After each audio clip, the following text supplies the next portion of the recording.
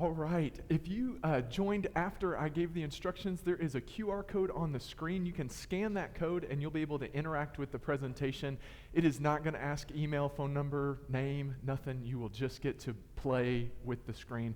I gave this presentation at a conference last week, and there were 800 child care workers there, and when I first gave the instructions, about a third of them pulled out their phone, and then when I said no email, no phone, all the rest of them pulled their phone out. So I'd like to remind people it's not going to send you anything. It is just so you can interact with the presentation.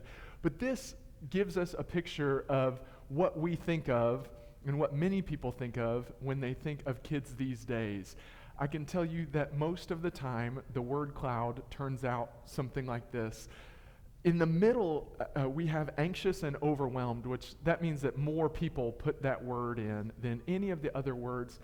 But there's lots of others. There's technology, there's distracted, there is frustration, there is inquisitive, there's worry, there's energetic, disrespectful, dopamine addicts, all kinds of different things.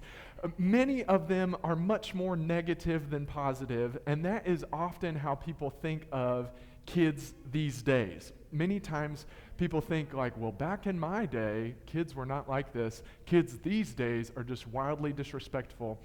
But I'm here to tell you that bad kids don't exist. I'm not sure if you know that I believe that, but bad kids don't exist is everywhere. And I just wholly believe that. But I have been accused of being too much of an optimist. So I want you to know I do believe that there are some bad things that do exist. All right? There are bad things.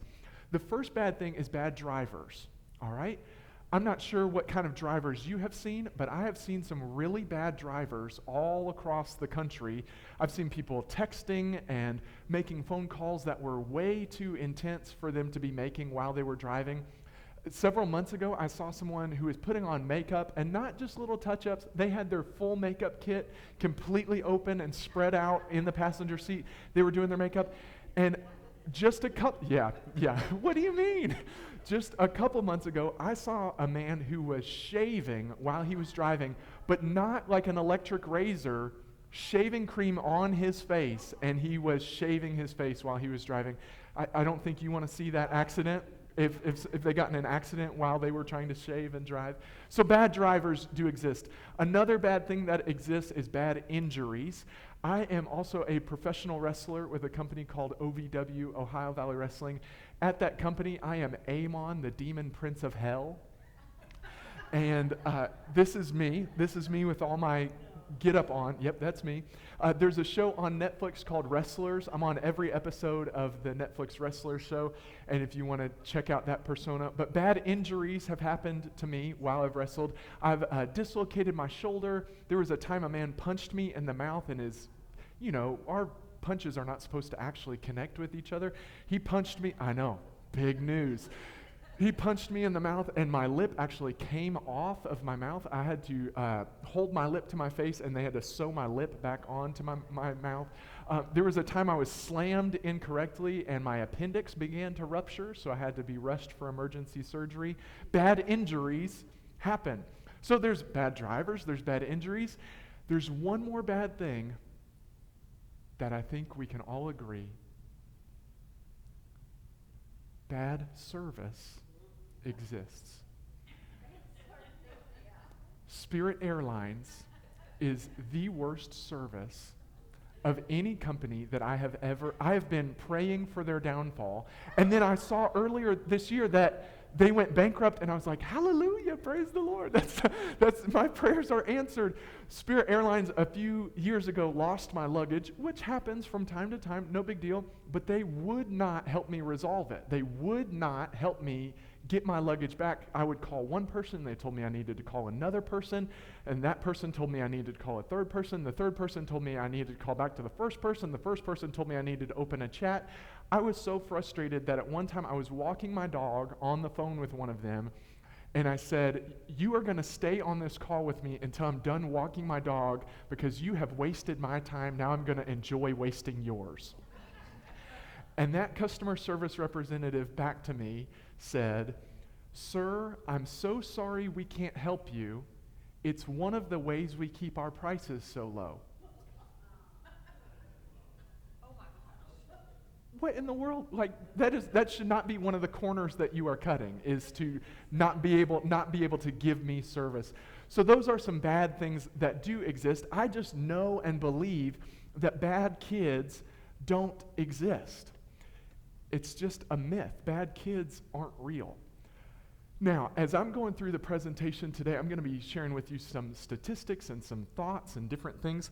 If there will be some slides that pop up that you will be able to interact with, but at any time on that same QR code that you scanned, you will be able to click at the bottom and it says Q&A. If you just type in any question that you have there, then that question is going to pop up on my screen, and I will be able to answer that either in real time or there's going to be some time at the end for me to answer it. So just know that as I'm going through today, if you have questions or if you're like, I don't know if that's right, or I want to know more about that, please just type your question in and it will pop up over here for me. But let me get back to bad kids don't exist. I told you about some injuries that happened with wrestling, but I've actually been hospitalized 3 times because children beat me up. I have also been punched in the face. I've had blood spit on me. I've been peed on. I've had all different kinds of things happen, and I share that with you not to share too many intense things. There's some stories that I just won't share because they're too much. But to say, like, I've been through all of that, and I can still say 100% bad kids don't exist. And I hope to be able to convince you of that too. And maybe we can change our word cloud a bit from beginning to end. But let's see what you think. Let's see, back in my day and kids these days, what you think comparatively. Are things actually worse? Have things gotten worse for kids, and are kids themselves actually worse today than back when we were growing up, back in our day? Here's just a statistic, and then I'm going to ask you a question.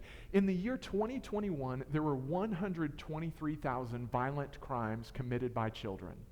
And that's the nearest year that we have data for right now. But 123,000 violent crimes committed by children. So here's the question. This is going to pop up on your screen where you can respond. Compared to when I was a kid, kids these days are more violent. On the left is strongly disagree, and on the right is strongly agree. If you will just put in your responses, strongly disagree to strongly agree. Okay, we've got strongly agree. We've got a trend this way. Let's see. Okay, we're kind of in the middle, but pushing more towards strongly agree. More violent. We're split a little bit, pushing towards strongly agree, but more in the middle. I'll give it 5 more seconds. 4, 3, 2, 1. All right.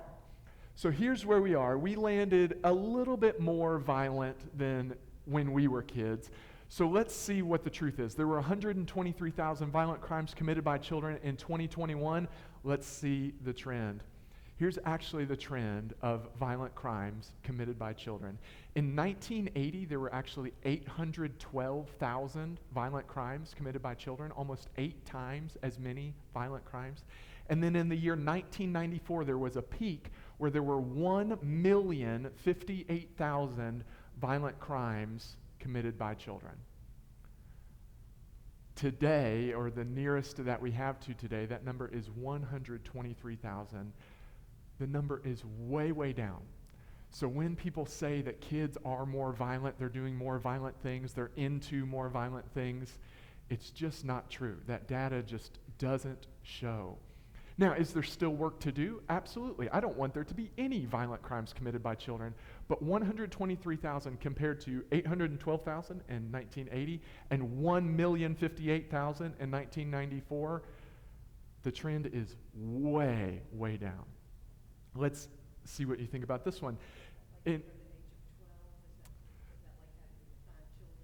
Actually, it's ages 3 to 17. Ages 3 to 17, yes, yeah. Yes, it's actually from the Bureau of Justice Statistics, which is run by the FBI. So they compile all of the data and they put it all together. Yeah. So these are national statistics. This Here's the next one. More than 1 in 4 kids in 2023, these are in grades 8, 10, and 12. More than 1 in 4 kids reported using illicit drugs. So here's your question. Compared to when I was a kid, kids these days use more drugs. On the left is strongly disagree, and on the right is strongly agree. Yes, yes, yes. Illegal for children, yes. Illegal for children. Great question. All right, we've got some that answered strongly disagree way over here. We've got some that are strongly agree. We are kind of split right in the middle. I would love to see where the room falls, who is voting which way. Let's give it about 3, 2, 1. So we split right down the middle. We are unsure if kids these days use more drugs than when we were kids. Yes, absolutely, and vapes and all that kind of thing. It is substances that are illegal for children. Let's look at where the trend falls. For the illicit drug use of children, in 1991, 30% of kids reported that they, in grades 8, 10, and 12, reported that they used illicit drugs. In 1997, that hit a high point. It was 43% of kids, so almost half of kids reported using illicit drugs. And now that number is at 27%. So compared to 1990 and 1997, we are trended downwards. Is there still work to do? Absolutely, because when kids feel like they need to use illicit drugs, what that means is they feel like they need to escape something or get away from something. But we are doing so much better now, and don't let anybody tell you any different. Let's look at another one. Late 90s, just you wait. We are gonna disrupt. Yes. It is. There are some statistics that would show that's the truth. We are going to talk about the late 90s. You have jumped ahead. Just you wait. We are going to talk all about those 90s, and there is a reason that it's very important. What about this one? In 2021, there were 90,000 violent crimes committed against children, okay? So 90,000 violent crimes committed against kids. Let's see what you think about this one. Compared to when I was a kid, kids these days are in more danger. So on the left is, or I guess on the left for you, on the left is strongly disagree, on the right is strongly agree. Are kids today in more danger? Are more violent things happening to them than when many of us were growing up? Let's see. This is one that does tend to trend towards strongly agree. Let's see. Especially if you turn on the news, you see all kinds of things happening. Let's go. 5, 4, 3, 2. We had one come in. All right, there we go. So we fell at 3.8 out of 5, which means that we are trending where people really do believe that kids these days are in more danger, that there's more violence happening to kids today than over the past few decades. Let's look at the trend. Here's one that always makes people go, oh.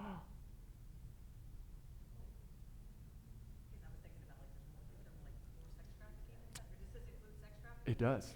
This is any violent crime committed against a child. In 1993,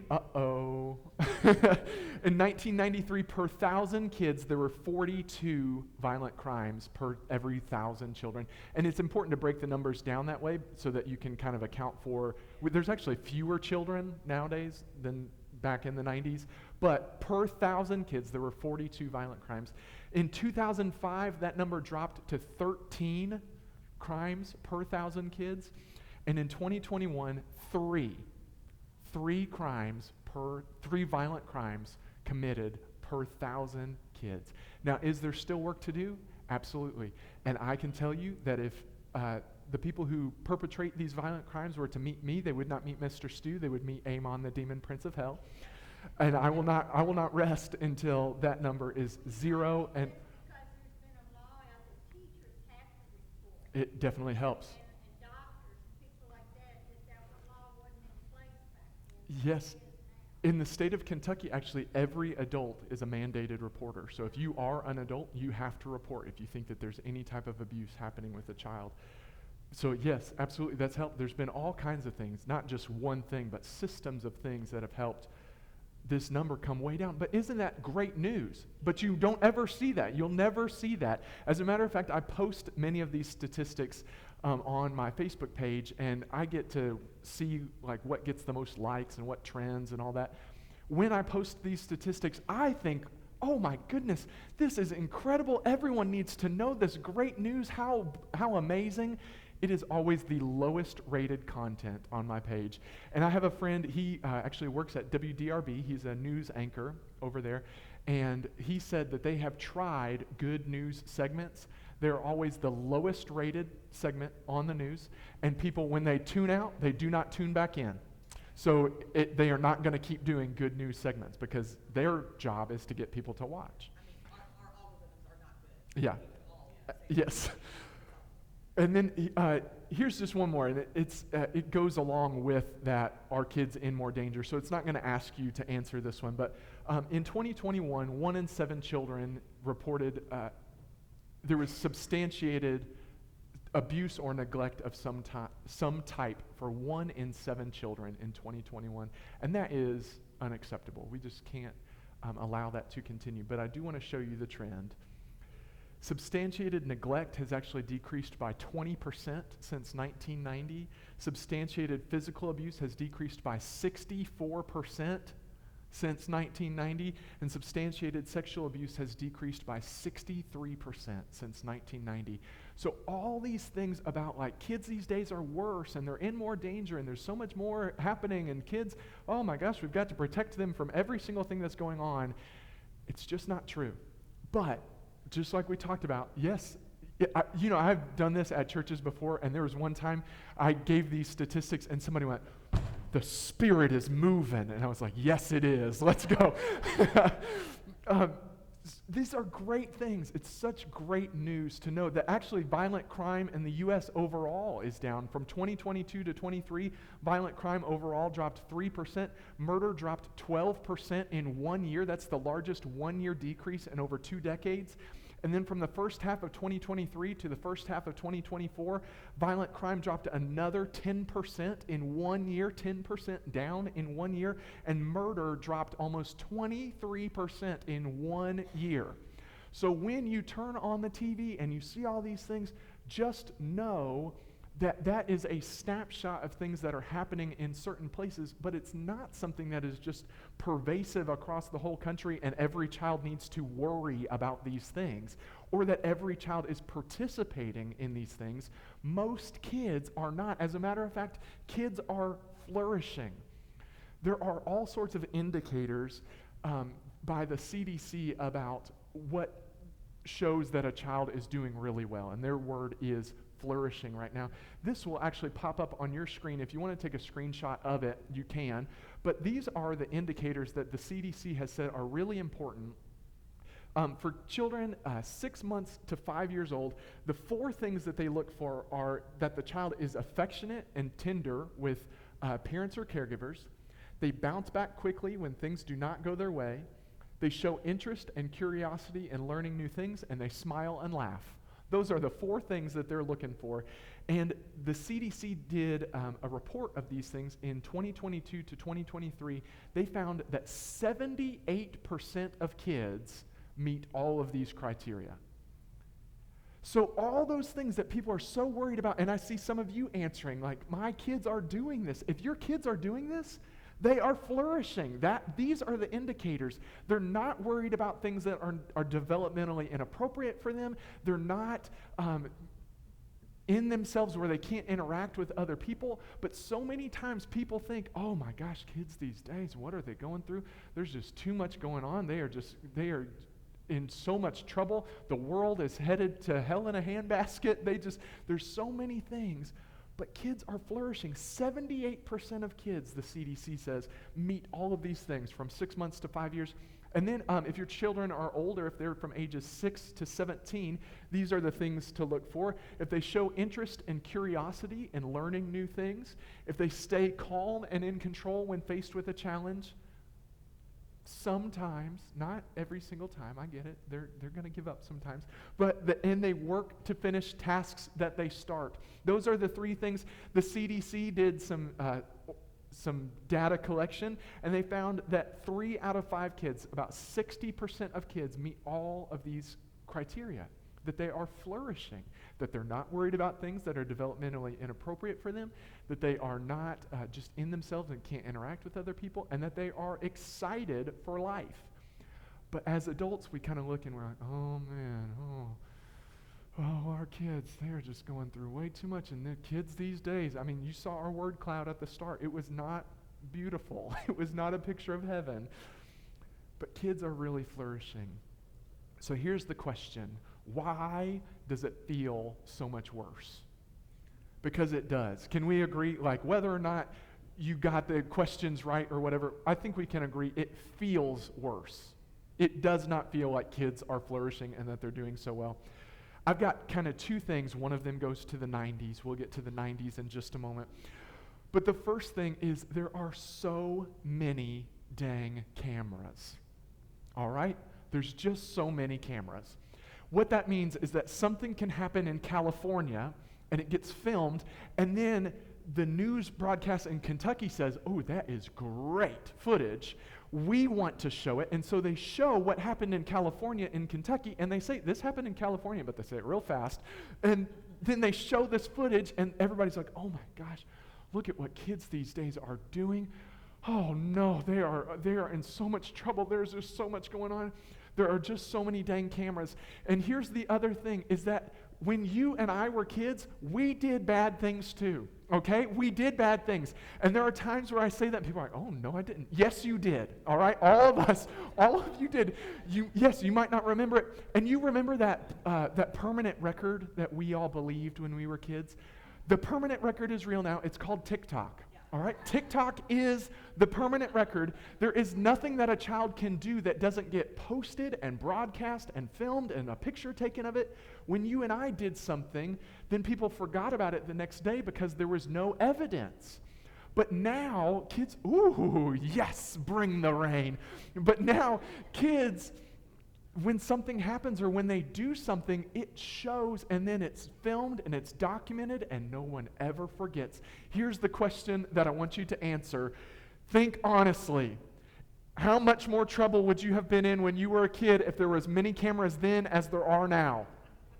On the left is I was a perfect angel, and on the right is I may be in prison. All right? Yes. And it doesn't collect your data. I won't know who said what, all right? But people say, like, oh, I didn't throw tantrums. Yeah, you did. Yes, you did. Maybe you threw fewer tantrums. Maybe your parents dealt with those tantrums in different ways, just like you shared. Maybe your parent, yes, maybe they beat it out of you, which is unacceptable. But you did. You did it at least once. Maybe you didn't do it again, but you did it. Or you were disrespectful. Or you said a joke that if you said the joke today and it got caught on camera, canceled. You would be canceled. You did some of those things. We would have been in just as much trouble, but it looks so much worse now because there's footage of these things. So I want to just tell you this. Just because you see it more often doesn't mean it's happening more often. It just means they're able to catch it more when it does happen. There's cameras everywhere. I live in downtown Louisville. There are cameras on our street lamp posts that catch, and that's great. That keeps people safe. But I can tell you there are certain things I don't do in my front yard because that camera is right there. And then there's another thing that has caused us to believe that things are worse today, and it goes to those years of 1993 to 1997. From 1993 to 1997, it was the high points of children using drugs. It was the high point of abuse toward children. It was the high point of children committing violent crimes, and it was the high point of violent crimes committed against children. And here's why that's so interesting. In America today, the average man has his first child when he is 30 years old, and the average female has her first child when she is 27 years old. There are two developmental windows that happen in people's brains. One is from 0 to 3, and many of you may have heard about like the first 3 years and how important the first 3 years are, and it helps you build connection and all that. That's one developmental window. The other one is from ages 9 to 12. So from 0 to 3 and from 9 to 12 are the two most important times in a child's brain.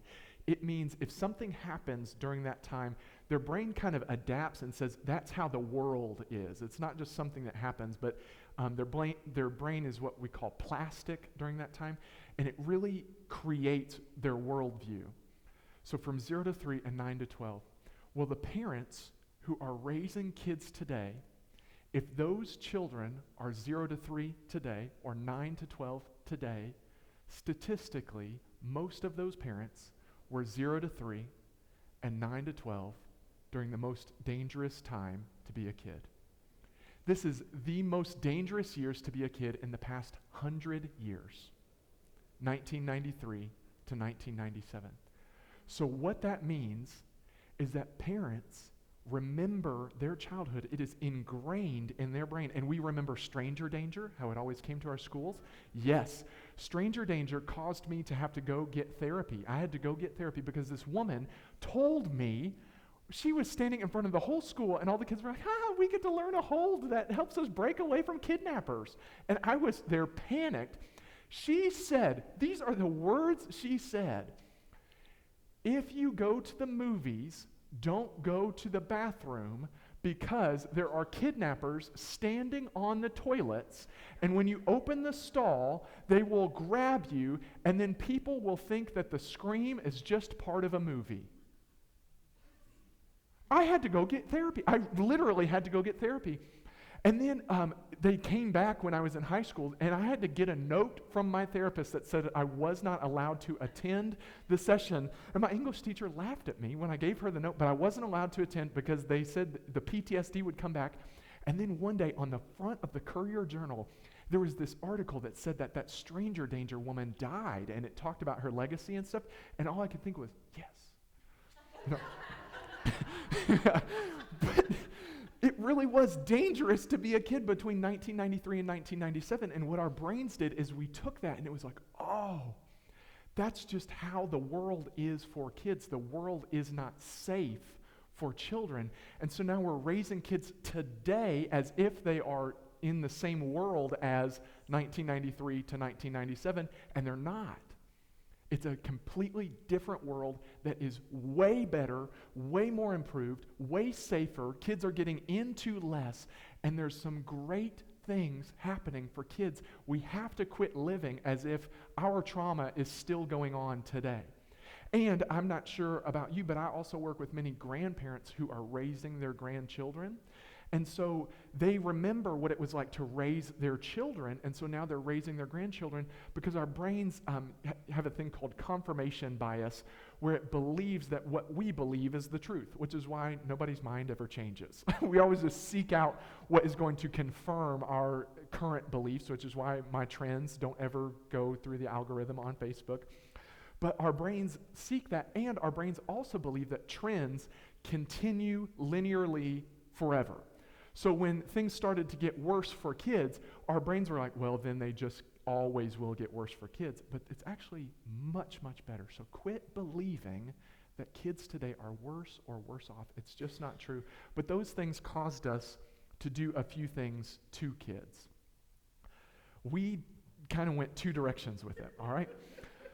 The first is we bubble wrapped children. All right, and we just protected them from everything and said that any discomfort was dangerous and bad, and we have got to save them, rescue our babies from the discomfort. We've got to protect them from anything that feels uncomfortable in the slightest. That was one direction. And then the other direction is we started to treat children like they are miniature adults. We just said like, oh yeah, they're just little, but their brains, they just know everything. Oh, aren't they just so grown up? But really what we do is we tell them to act their age, and then we tell them to grow up, and then we tell them to act their age, and then we tell them to grow up. And the kids are like, I'm just 8. I just want to be 8. Just let me be 8. Just let me be 3. Just let me be whatever I am. Quit swinging me both ways. I just want to be a kid. But there are some really important things Let's talk first about this idea of bubble wrapping kids. This is a model of the brain that I teach. And actually, if you come back for other weeks, I'm going to be talking about ADHD and autism and anxiety and trauma. And I'm actually going to show you how the brain operates in with those different diagnoses. But there's one really important piece. It's right here. It's at the bottom of the brain in between what's called the brain stem and the temporal lobe. That's about the size of an almond, which is why it's an almond on the screen. And it's called the amygdala. Can you say amygdala? Amygdala, yes. Doesn't it just sound gross? That's because it is. It's evil.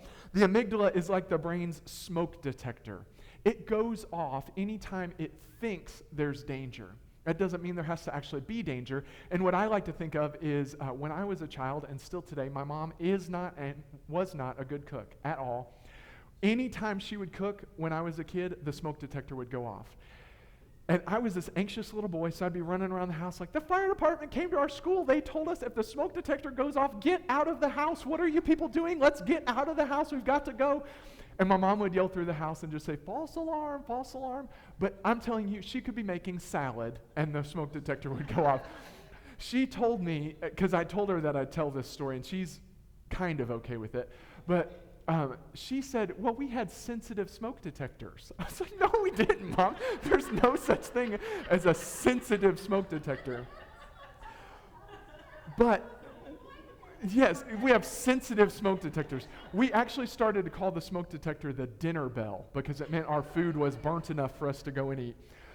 But that amygdala, the reason that that's so important is that when that amygdala goes off, when it says something is dangerous, it cuts off access to every part of the brain that is above it. If you look at the diagram, almost every part of the brain is above it. Almost everything is above the amygdala. As a matter of fact, there's only one real piece that's below the amygdala all the way. It's called the brain stem. It's at the bottom, and it's just the part of the brain that keeps you alive. If you've ever heard of fight or flight mode, what that is the amygdala goes off and your brain gets trapped. So if you have a child who is throwing a tantrum, or if you have a child, there's actually several different responses, but if they are running out of a classroom, or if they are hiding under a desk or hiding in a closet, or if they are fighting, actively fighting, and it's like, oh my gosh, you've turned into a little Hulk. Those are the kids that I work with. It's not because they are actively making a poor choice and actively wanting to make your life hard and miserable. Their amygdala has gone off and they are trapped in this survival mode. But what we do is we look at them and go, bad kids, bad choices. They're just doing bad things. And they're saying, I'm terrified. I'm scared. I need some help. They're not miniature adults. But the reason that that's also important is because the way the amygdala learns what is and isn't dangerous is by being exposed to different things.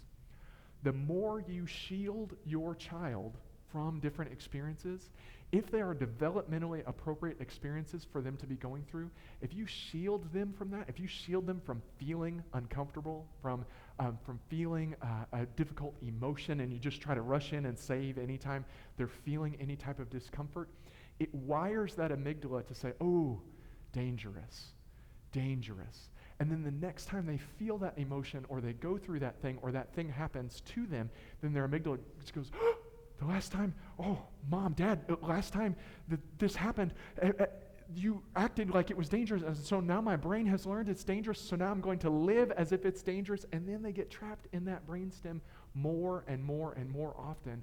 The more you protect them from things that are developmentally appropriate, the more their brain is going to go into that reactive survival mode.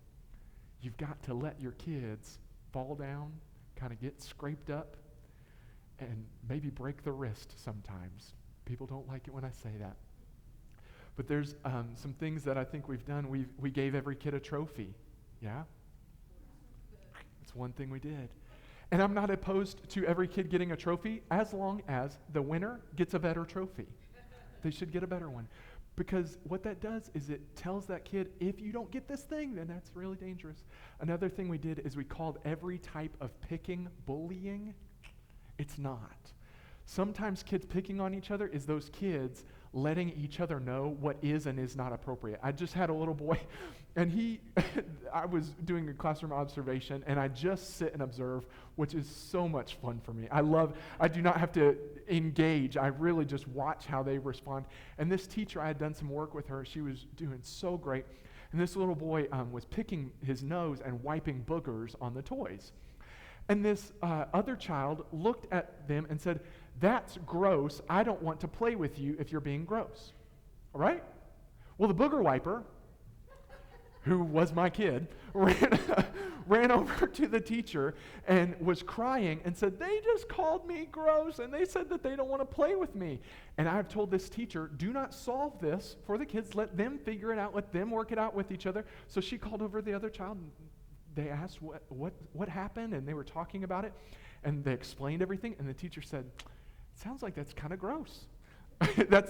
They don't want you to wipe boogers on their toys that can get germs. And then the kids went back and played. But so many times, I know adults who would have reacted and said, "How dare you call my child gross?" But that was the child saying, this is the social norm. You do not get to do that. There was another time, another child was talking about something that was developmentally inappropriate. And again, it was my client. They were talking about something that was not appropriate at their age. And another child looked at him and said, "Oh, that's weird. I don't want to talk to you if you're talking about that." That is a completely acceptable way for a child to convey that message. We can't just call every type of picking bullying. Picking is really important, and it's very helpful for children at times. Now, if it's targeted and it's harassment, that's bullying. There is bullying. It does exist. But picking is not always bullying, and we can't live that way. And then one other thing we did is we just started to give a pill for everything. 43% of children with a mental health diagnosis are on a medication of some kind. And that is just, should not be the case. I will talk more about this in other sessions, especially my session on ADHD, because that is the one that everybody wants to solve with a pill. ADHD is next week. If you would like to know more about ADHD, I'd love to tell you more about it. It'll be filmed, don't worry. It won't be live streamed, but it will be filmed. Clips will come out. But many times people say, "Oh, you're anxious? Here's your prescription for that. Oh, you can't sit still? Oh, here's your prescription for that." And what we did is we took away, this is your responsibility. You also need to learn how to manage it. What I say is medication is important in situations of danger, real danger, and distress. So if a child is actively wanting to harm themselves or harm other people, yes, we need to talk medication for a time to get them stable so that they don't have those thoughts and feelings. Or if there's real distress where it's I can't leave the home, I cannot complete any schoolwork whatsoever because I just can't. I just cannot sit and focus for even a second. That is real distress. Then we can talk about medication for a time, and then we build some skills in you, and then we hopefully can back off the medication. But unfortunately, mental health, and it's my field, I'm a child therapist. I don't even think I introduced myself. I just went right into it. But I'm a child therapist, and unfortunately, my field has turned into a subscription service where it's, "Oh, here's your 30 days. See you in a month." And then come back in the next month. "Oh, here's your 30 days. See you again next month." We can bill for that. Oh, and we can bill a lot for that. We can bill a lot for every one of those meetings, and that's really unfortunate. We're going to skip this next prompt so that I can share some more things with you. Here's one more thing to think about. This is your next prompt. It'll show up. During the COVID-19 pandemic, what did we tell kids was dangerous? You can put anything that you'd like. During the COVID-19 pandemic, what did we... Yes, all kinds of different things. Stay home, don't do anything. Yes, other people, touching people, germs, humans, closeness, COVID, breathing, sharing, being around anyone else, leaving your home at all. And then one day, 3 years afterwards, we woke up and we said, "You are going to love school." After we wired their brains to believe that all these things would kill them and everyone that they love. That was the message. This will kill you and everyone you love. We told them all these things, and then one day we said, oh, and now go be in a room with 30 other kids and make sure you share, make sure you're kind, make sure that you interact, make sure you answer questions for the teacher, make sure you raise your hand, make sure you give hugs and high fives. After we told them all of this, no wonder there's a significant increase in some disruptive behavior, not violent behavior, but disruptive behavior since the pandemic. It's because kids' brains are going into that reactive fight or flight mode. Let's talk more about kids being miniature adults. I love this picture. Isn't that so cute? Children are not miniature adults. Their brains are very different from adult brains, and they learn in very different ways than adult brains learn. There is a part in the brain that's the very front, and does anybody know the name of that? Oh my goodness, you have won a copy of my book. I wrote a book called Putting the Pieces Together, Understanding and Supporting Children with Autism Spectrum Disorder. You have won a copy of the book for speaking up. Yes. Yes, absolutely, yes. It's called the frontal lobe. In the very front, there's a part that's called the prefrontal cortex. It is responsible for all sorts of things that are called executive functions. I have them written down here, so I'm going to read these to you. And just think in your mind, how many of these do I get frustrated that my child doesn't do? All right? Impulse control, emotional regulation, attention control, planning, organization, time management, decision-making skills, understanding what's appropriate in various social situations, abstract thinking, moral reasoning, use of language. When you ask a kid, why did you do that? What do they say? I don't know. Yep. Use of language and verbal expression of thoughts and emotions. All of that, it takes place in the prefrontal cortex. Here's my question for you. At what age do you think children first have consistent access to the frontal lobe? Consistent access. We have from 0 to 25. It's actually about the same.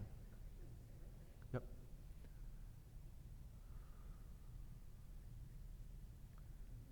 All right, let's see. 3, 2, 1. The correct age is 12. And that means that's when that first comes online. It does not mean that they're good at it, okay? It means that's their first ability to be able to do all those things. But all the time, I get calls from elementary schools who are like, they cannot sit still and focus, and when I ask them why they did that, they just told me they don't know. I'm like, well, it sounds like you're dealing with a child. It sounds like you have a kid. Age 12, and then it doesn't have a strong connection until age 27, and then it never stops developing until you die unless there's some other medical condition going on, like some type of Alzheimer's or other dementia type disorders can mess with that prefrontal cortex. So age 12 is really when we can say kids have consistent access to that. So all those things that we want kids to be able to do, their brains just aren't ready for it. They're just not wired. It's not able to do it. It's not that they don't want to. They're not able to do those things yet. They're not being bad. They can't just yet. This is just a quick sheet that I like to show. This is the standard of what JCPS says children should know before they enter kindergarten. Do you remember when kindergarten was like learn how to get along with people and the colors of the rainbow and count to 10? That was me. I mean, that was what I learned. These are all the things that kids are expected to know and be able to do before they enter a kindergarten classroom. So let's talk about some of those things that have happened. Here's your question. On average, how many hours a day do you think children spend on screens? And if you saw the next screen, pretend you didn't. It's from 0 to 15. 15 hours would be a long time. That would be a long time. All right, let's see. The correct answer is 7. 7 hours a day. 7 hours a day on screens. That trend has gone up since the 1980s. In the 1980s, I was actually surprised to find this. Children were on screens 2 to 3 hours a day, and everybody who grew up in the 80s were like, no, I wasn't. Apparently you were, because that's what it shows. Today, 7 hours a day, and the reason that's so important is because if children are on screens all the time, that means that their brain is telling them, I need to check out. Like, I need to leave whatever's going on. And the other reason that that's so important is I told you about the prefrontal cortex. The way that kids begin to build that connection to the prefrontal cortex is through a thing called mirror neurons, where they watch you and their brain picks up how to act. So here's the question. How many minutes on average do you think children spend with their caregivers a day? Minutes, yep. It's from 0 to 500. 0 to 500 minutes. How many minutes on average? 7 hours a day on screens. How many minutes? Okay. Yeah. Teachers also? It is a trusted caregiver. So I'm not exactly sure. Let's say no, now that I know the number. It's not going to surprise me. So the answer is no. It would be like a parent or someone in a parent caregiving role. Great question, yeah. The correct answer is 90. 90 minutes. And that is any interaction. That doesn't mean positive, fun time. It means get your stuff and let's get out the door. That's a minute, right? It means that drive to school that is silent, where they are just like sitting there, that counts, 90 minutes. 90 minutes a day. And then we look at kids and we're like, I wonder why they're so disrespectful. Why do they not know how to talk to me? Why can't they put their phones down? And look at all of us. I know I've got you like interacting. I set you up. But think about it. Think about it. I had a parent one time. Mine is not with me. But I had a parent one time, and we were talking, okay? And I was asking, what are some things that are good and what are some things that are frustrating? She was like, I don't know why he just won't put his screen down. I was like, well, he learns about the screen by watching what you do with the screen. And kids learn how to handle their emotions by watching how you handle your emotions. And kids learn how to talk to other people by watching how you talk to other people. It's not that they're bad, they have no practice. We put them on a screen for 7 hours a day, and then we give them 90 minutes maybe of practice, and then we wonder why they haven't got it. There's actually some guidelines for screens, and people get real mad when I share this, but I always feel the need to. Between 8 until 18 months, it is recommended that children are just not on screens unless they're having a FaceTime or video call with a trusted caregiver. So up until 18 months. From 18 to 24 months, it should be limited to watching educational programming with a caregiver, not go sit over there and be quiet. Then from ages 2 to 5, it should be no more than 1 hour per day and up to 3 hours on the weekend, and it should be high quality programming, again with an adult who is at least there with them seeing what they're getting into. And then for ages 6 and older, you want to limit that screen time to no more than 3 hours per day at the most. And kids today are on, that's ages 3 to 17 are on screens for 7 hours a day. It's also recommended to turn off all screens during family meals and outings. How many restaurants have you been to where everybody's on their phone? Avoid using screens as pacifiers, babysitters, or to stop tantrums. Oh, I am sorry, I did not come up with this. Just reporting. And turn off screens and remove them from bedrooms 30 to 60 minutes before bedtime. I'll move on. I'll move on because I don't want people mad at me. Yeah.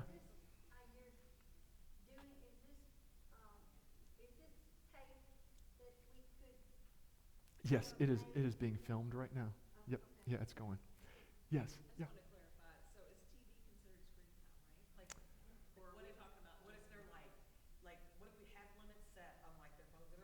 Yeah. But then they have a timer that they set themselves on their TV. Like let's say, like for example, Paris is 10. She likes to watch like usually the funny comedy shows that she's watched 1,000 times. Like say Reba, she's watched it all the way through like 4 times. Yeah. She puts a timer on her TV, like 30 or 45 minutes or 60 minutes, whatever it is, and that's what she falls asleep to. Yeah. It doesn't stay on all night. Yeah, and sometimes it can help. It really is. What happens is screens put a lot into the brain. So what happens is when it's going too much, there's too much built up in the brain, and that's actually why many children are showing so much anxiety right now, is their brain doesn't know how to slow down and stop. It feels like it always has to keep going. So when children fall asleep with a screen on, their brain has been going, and then it's a hard stop because they're already asleep, and then the screen shuts off. Their brain is still listening, even though they're asleep. Their brain is still picking up on those things. So as much as possible, it's not going to break her, it's not going to break anybody, but as much as possible, it is best if they can kind of unwind and have a real unwind, come down so that their brain can slow down on its own, and they realize it's okay to slow down. Because if it's just on, and then I'm going to lay down with it on, and then I'm going to crash out while it's on, then it gets their brain wired to just have to always keep going over and over and over again. So it's just something to think about. So here's the truth about kids and their behaviors these days, and then I'd love to get into some Q&A after I talk about some diagnosis stuff that I'll cover in the next couple weeks. We are seeing actually more disruptive behaviors. So I know the violence is down, but there's kind of 3 things that we track in mental health, and it's this acronym. Mental health has way too many acronyms. It's horrible. But if you, actually I have a website, it's badkidsdon'texist.com. If you go there, there is an acronym guide that breaks down about 100 mental health acronyms. If you are ever going to a meeting with a school and you're going to talk about a plan with your child, print off that acronym guide, because everybody in the meeting is going to talk acronyms, and they just spew them all out. And I always pause the meeting and I say, like, can you explain what that acronym is, even when I know what the acronym is? Because everybody should. Anyway, I'm not going to go into my soapbox about acronyms. There's too many. But let me give you another one. It's this one, FIT, all right? FIT, it's FIT.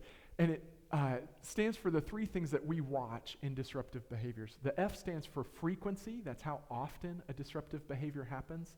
The I stands for intensity, so how extreme that behavior is.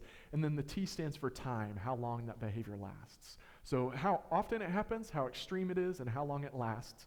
Those are the 3 things that we watch. For disruptive behaviors, we want those numbers to come down, and for positive behaviors, we want those numbers to go up. But a lot of times, it's kind of like it comes down in one area and goes up in others. So you might see a decrease in frequency and increase in the intensity, but if you saw a decrease in any of them, good, like keep going. What we're seeing in our generation today is a significant decrease in the intensity of their behaviors. Kids used to behave so poorly, they were just removed from the classroom. They just did things that got them kicked out or booted or like even expelled from the classroom, or they were so violent they weren't able to remain in that setting. Now we're seeing a significant increase in the frequency and a decrease in the intensity, and that is so frustrating because that means teachers have to actually put up with it.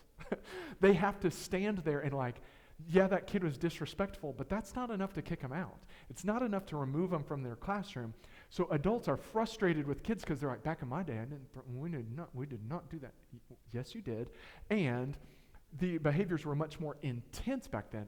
I would much rather have a child fighting on social media, cussing on a video game, rather than getting into violence with someone else. And that's what we're seeing. We do see an increase in the frequency, a decrease in the intensity.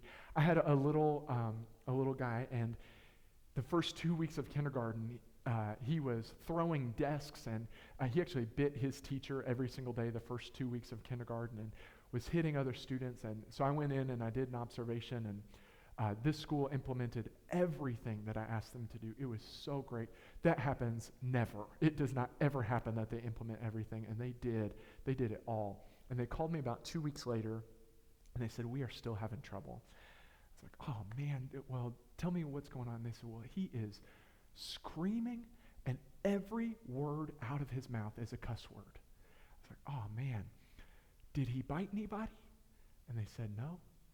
I said, did he hit anybody? And they said, no. And I said, did he tear the shelves down like he had? And they said, no. I said, oh, but he is cussing all day, every day? And they said, yeah. And I said, and it sounds like we're headed in a great direction. Because do you see how the intensity came way down? And I actually asked them, I said, would you rather him have taken a taste of you again? Or do you want him to cuss at you?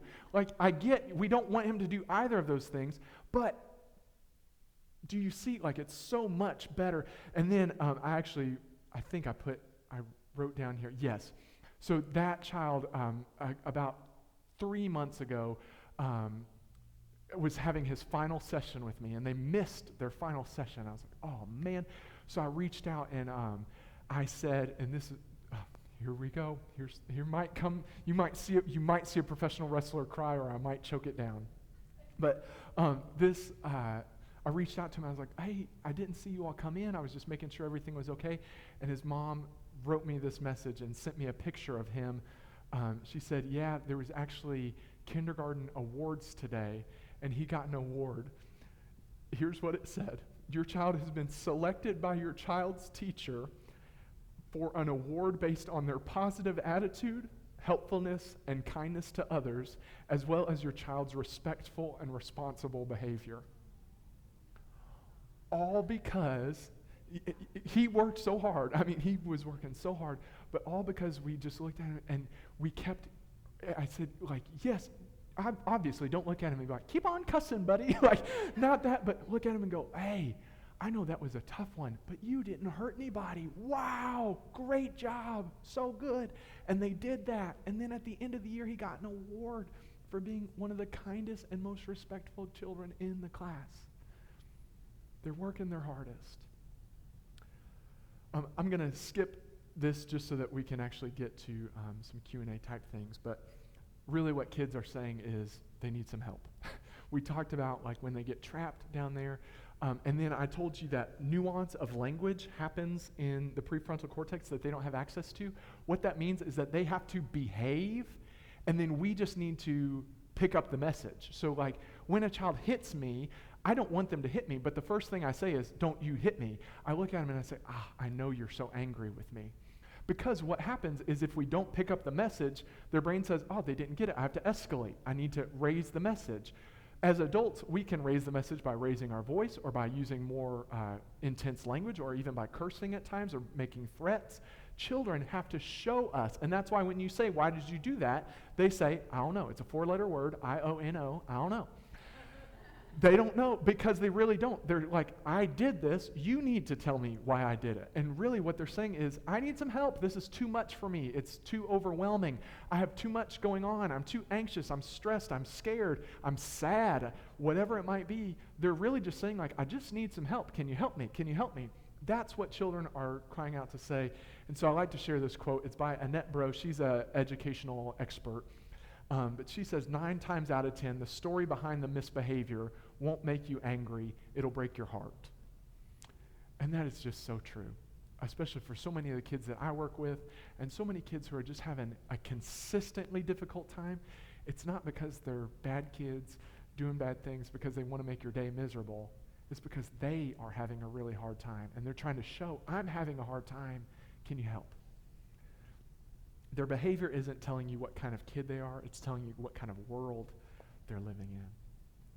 So let's talk about diagnoses. And let me share just a little bit about snapshots of what I'm going to share over the next several weeks, and then I'd love to get to your questions. Just a couple things about diagnoses. We're not going to let diagnoses be excuses. Okay, so if your child has a diagnosis, that does not mean like, oh, well, they get to just do whatever they want. They still need to learn how to interact and do some things. But just know that what a diagnosis is, it just means, hey, we know the best way to support this person. If you have the flu, getting that diagnosis means we have medication that can help the flu go away. Well, when a child gets a diagnosis, it doesn't mean that they are bad or broken or wrong or anything that is messed up with them. It just means like, oh, great. Now we have a framework for the best way to support them. That's all it means. But it doesn't mean that they get to just do whatever they want and then they get to say, oh, I just saw a thing on National Geographic. I was traveling last week and there was a man who got arrested at the airport because he was stealing something from one of the the stands, and he had a letter with him from his psychiatrist that said he's a kleptomaniac and don't hold him accountable. And they still arrested him. Like, he still went to jail. He still did not get off with that one. And so I say that to say, like, just because a child has a diagnosis does not mean that they don't have to meet a standard. It just means they might need some specific support to meet that standard. That's all.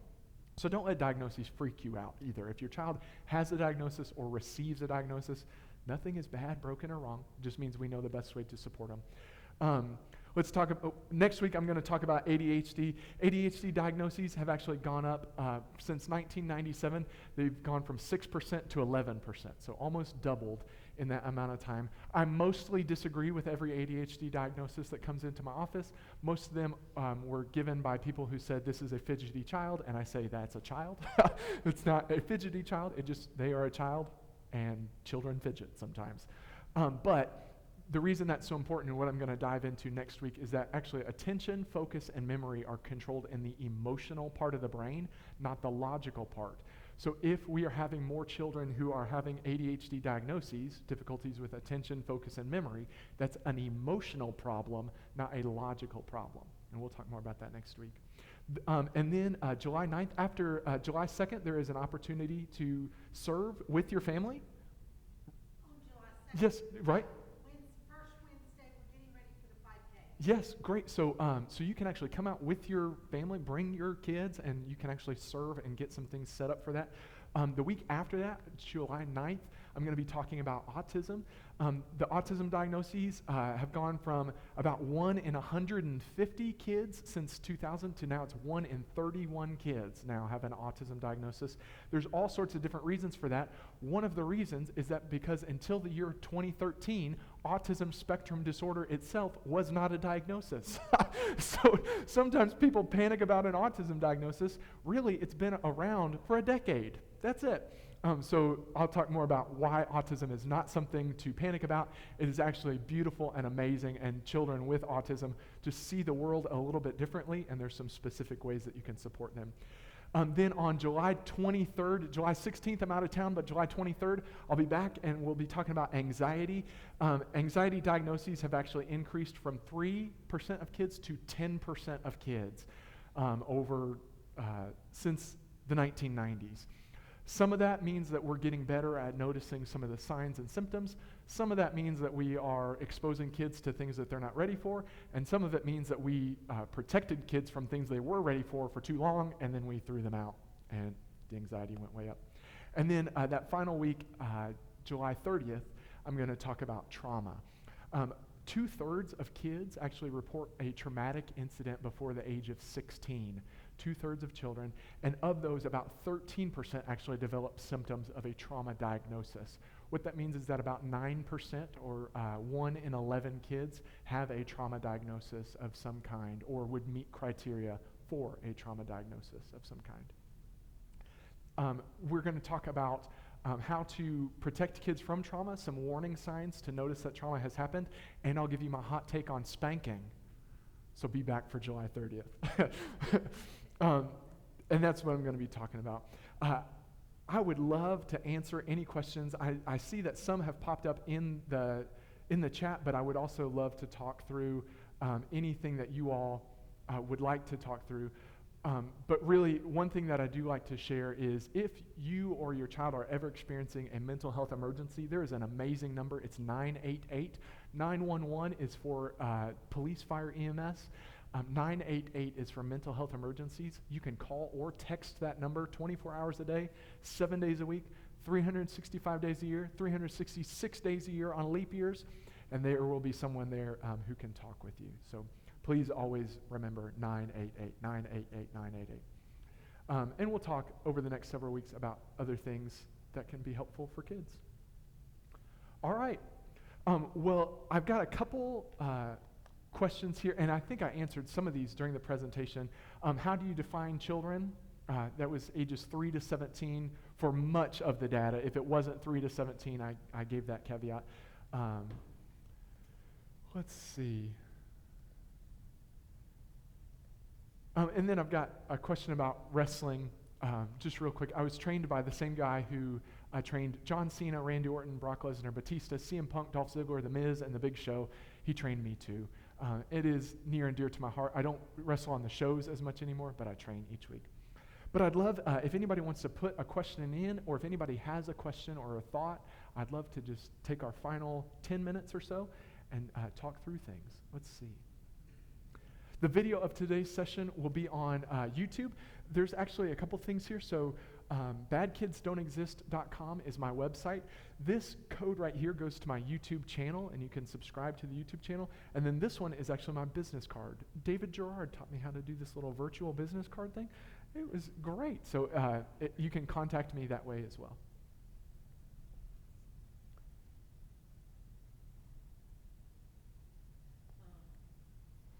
So who do you work like for like 7 counties or okay, that's what Yeah. because like you said you're like so involved in the school system, so like I was figuring that you were working for like some type Yes, I work for 7 counties. I'm part-time. I work Mondays, Tuesdays, and Wednesdays, and then do you have your own private practice as well? nope. They kind of let me set up a private practice within 7 counties because now I actually train the 7 counties therapists as well. So that it was kind of a trade where they let me just kind of do what I wanted to do as long as I helped out their people too.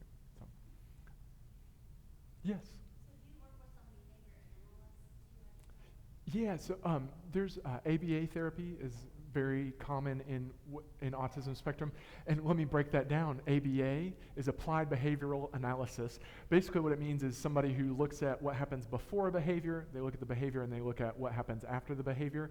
And if you can change what happens before and after the behavior, a lot of times you can change the behavior. You don't have to address the behavior directly. You can kind of address the system around it. And a lot of times for children with autism, that is something that's really helpful just because of the way their brains are a little more concrete, so their reaction may be the same each time something happens. So yes, it is something that I work with often, yeah. 7 counties is working on getting some ABA stuff set up, working on it. The place I work in the Grass Center for Autism, that's Yeah. what they do. It's run by BCBA. Oh, great, yes. And I can say ABA got a bad rap for a while. There was a time where it kind of wasn't centered around the child, and it was very almost punitive. Now it really has turned around where it really is to every child individually, and it's very helpful. So Okay, I have a question. yes, I know that you are a person of faith. yeah, How does that influence what you do? yeah, that is a great question. I have actually said a few times, I do not bring up any of my beliefs in sessions. It's just not the place for me to bring that up. But what I do say is a child cannot be in a session with me and not bump into Jesus a little bit. I really do my best to like show them, here's what unconditional love is all about, and here's what like whole total acceptance, what I believe how Jesus treats us. And Jesus has gotten a bad rap for a while because too many people made it be like, well, if you do this, then Jesus will love you. I'm like, no, Jesus got spit on. I got spit on. There was a little boy one time, and I could tell he just needed to punch somebody in the face. He just really, so it was not professional. I should not have done it, but I did. I put my hands behind my back, and it was at a psychiatric facility I worked at, and I leaned in, and I was like, buddy, I can just tell that you are really upset. And he just clocked me. I'm telling you, rocked my world. And we went through some other things. He spit on me. He bit me a couple times, went through all this. And then he started doing really great. And there was another child entering the facility. And so I asked him if he wanted to be the tour guide for the facility. So he was showing this kid around, and he's introducing everybody. And at one point, he looked over and he goes, and that's Mr. Stu. Don't try to get him to leave. I already tried. He's not going anywhere. It's like, that's what I want. Like, that's how I think Jesus is for us. So I don't think I have to say like, well, in Colossians it says do not use that language. It's not about that. It's about like, oh, you are having a really difficult time. Let me help you through that. And I'm going to try to do my best. Hopefully that answers your question. Yeah. Anything else?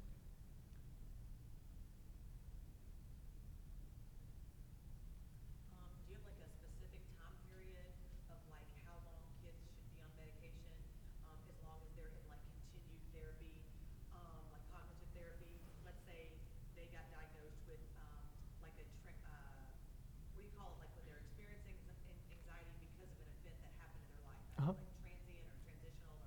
Yeah. situation related. There can be like adjustment disorder or, yeah. That's what it's called. Yeah. So, yes, let's say they get diagnosed with an adjustment disorder and like maybe like some generalized anxiety. They get put on Zoloft. Mhm. They're doing amazing. They're actually so scared to stop taking it. Yeah. Because they feel so much better. Yeah. I am not a doctor, so let me say first, do what your doctor tells you to do. So, yes, but that's the conversation to start having with the doctor is like, hey, they're doing really good. We don't want them to be on this pill forever. That's different for every single child. The real difficulty is of all the medications we put kids on, there's one medication that was designed for children. All the others are adult medications that we have just, we're hoping that it turns out okay. Like it's a long-term experiment. So that's why, and there's side effects to all these medications and everything. So if it's working and it goes well, great. But then once they get to that point, it's not like, oh, well, now let's keep using the medication forever. Talk to the doctor and talk to the therapist and say, they're doing really well. What do you think about us starting to taper off of this medication? Then a lot of times what happens is they'll decrease the dose by, let's say, half. So they cut that back, and then you do that for a while. Let them stabilize at that level. Then you back it off maybe down to a fourth of what it was in the original amount. Then they stabilize at that level. And then you might be able to come all the way off and let them stabilize. Does that make sense? Yeah. But also, none of the medications, even the ones that are prescribed and all that, there is no medication prescribed that if you follow the FDA guidelines is meant to be on forever at the same dose. And that's what people do. It's just like, here's your pill, and then now you're just going to be on that forever. Most of them have a recommendation of no more than 2 years. An adjustment disorder, you brought that up, that's actually only a diagnosis that lasts for 3 months. So if they've had that diagnosis for longer than 3 months, it's something else, or the adjustment disorder has gone away. Yeah. Great. What is the medicine that was designed for children? Oh. There was only one that was Yes, that is a great question that I actually don't answer anymore because I know. I shared it at a conference one time because somebody was like, what is the medication? And I shared it and they go, great, that's the one I'm going to tell parents. And I'm like, no, that was not the point. The goal is try to make medication be the final step. Like try therapy, try adjusting some of the systems, try adjusting some parenting things, try all of that and then add medication if the problem persists, even when you've done all those things for several months, not just tried it a couple times, but several months really implementing it. So I just don't answer it because then I think it sets up this idea of like, oh, well, this is the one I need to ask for. So I know, it's a great question, and I'm glad you asked it. I just don't answer it.